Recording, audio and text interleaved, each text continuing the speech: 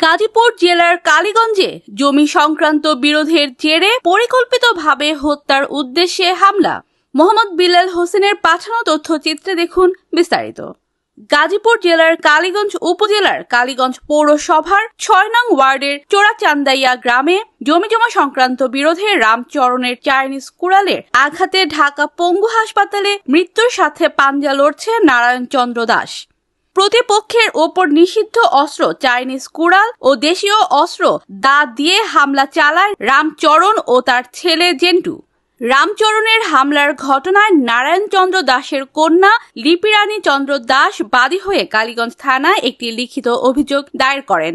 অভিযোগের বিষয়ে লিপিরানী চন্দ্র দাস গণমাধ্যমকে জানান, গত ৩০-৩-২০২৫ আমার পিতা নারায়ণ চন্দ্র দাস আমাদের ব্যক্তি মালিকানাধীন জমিতে ঘাস কাটতেছিল।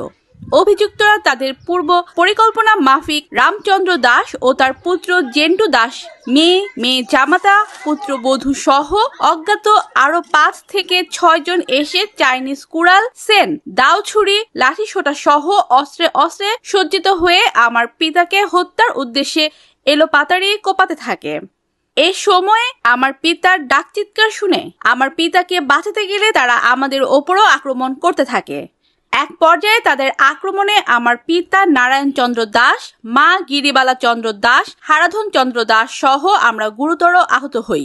পরবর্তী সময়ে স্থানীয়দের সহযোগিতায় আমার বাবা, মা ও কাকাকে উদ্ধার করে কালীগঞ্জ উপজেলা স্বাস্থ্য কমপ্লেক্সে নিয়ে গেলে তাদের অবস্থা গুরুতর আশঙ্কাজনক বলে ঢাকা মেডিকেল কলেজ হাসপাতালে রেফার করে। পরবর্তীতে ঢাকা মেডিকেল কলেজ হাসপাতাল থেকে আমাদেরকে পঙ্গু হাসপাতালে পাঠানো হয়।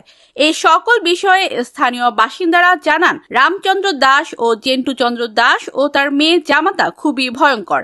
তারাই জোরপূর্বক জমি দখল করা সহ হত্যার উদ্দেশ্যে হামলা করেছে, আবার উল্টো তাদের বিরুদ্ধেই মিথ্যা অভিযোগ দায়ের করেছে। এই সকল বিষয়ে অভিযুক্ত রামচন্দ্র দাস ও জেন্টু চন্দ্র দাসের কাছে জানতে চাইলে তারা অভিযোগ অস্বীকার করে। তবে উক্ত নৃশংস হামলার ঘটনার একটি ভিডিও সামাজিক যোগাযোগ মাধ্যমে দ্রুত ছড়িয়ে পড়লে এলাকাবাসীর মাঝে ক্ষোভের সঞ্চার হয়। হামলাকারীদের বিরুদ্ধে কালীগঞ্জ থানায় একটি মামলা রুজু হয়।